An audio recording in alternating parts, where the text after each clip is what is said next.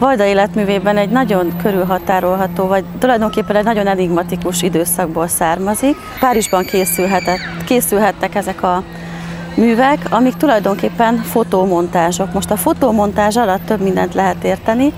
Itt ezek a képek, ezek szimpla újságkivágatok, amik nagyon egyszerű, olcsó anyagokra lettek ráragasztva. Szóval Párizsba töltött 4 évet Vajda, 1930 és 33 között, és nagyon keveset tudunk erről az időszakáról. Mindenesetre nagyon keveset tudunk, és ezt valakivel maga után küldhette, mert nagyon sietve kellett elhagynia a szállodai szobáját, egyébként akkor éppen az egész időszak alatt nélkülözött és ólomkatonák festéséből élt, szóval ez egy ilyen izgalmas időszak, és ez maradt, ebből választottam egy művet, azt a címet viseli, hogy háború, és hogyha innen kiindulunk ebből a háborúból, hát mit látunk rajta? A háború és a civilizálatlan, romlatlan természetnek a kifejeződéseit, ugyanis hát én Gauguin tahiti nőire emlékeztető dúskeblű hölgyeket láthatunk, akinek a fejük el van takarva, és az arcuk helyén egy-egy katonának a feje látható. Azért mondtam, hogy explicit, mert ez a kettősség,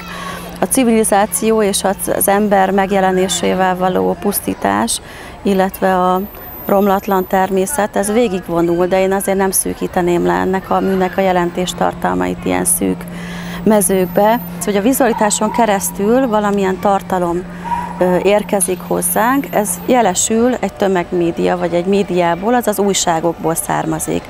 És Vajda ezt új kontextusba helyezi, ezekből egy új kompozíciót hoz létre, tehát egy megszűrt vizuális anyaggal dolgozik, ugye nem ő hozza létre azokat a formákat, új formákat ugyan létrehoz, és ezzel magáról, arról az anyagról is, amivel dolgozott, mond valamit, vagy új helyzetbe kerül. Ez azért egy kicsit posztmodern nézőpont, amikor ezt hozom föl. Ezt lehet, hogy Vajda nem így gondolta, de talán abból a szempontból aktuális, és a fesztivál, vagy eseménysorozat, vagy a kiállításoknak a tematikájához is fűződik, vagy a kortárs szemünknek is esetleg érdekes lehet, hogyha arra gondolunk, hogy a háború borzalmai, vagy az egyes embereknek a kitaszítottsága, megalázása, az hogyan jelenik meg a médiában, és hogyan tud bánni ezzel a képzőművészet, akkor egy kicsit izgalmasabb talán.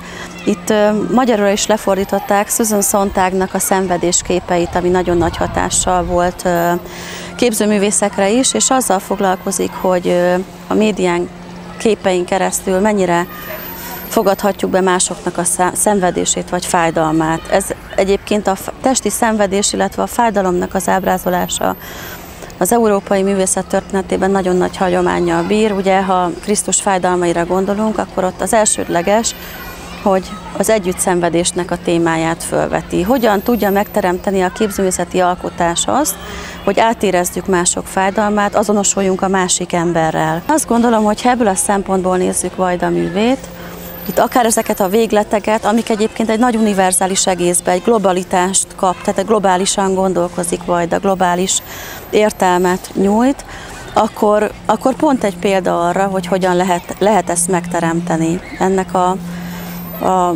kettőségnek az érzését, illetve az, hogy ezek a művek, ugye a Háború című mű is azért mindig valami nyugtalanságot vett föl, vagy egy nyugtalanságot érez az ember, amikor nézi, valami feszültség van benne, és talán ez is lehet a célja, hogy így a komfortzónákból kilépjünk, és ezért lehet aktuális most is ez a mű, és aktuális lehet a kiállítás sorozatnak a szempontjából is.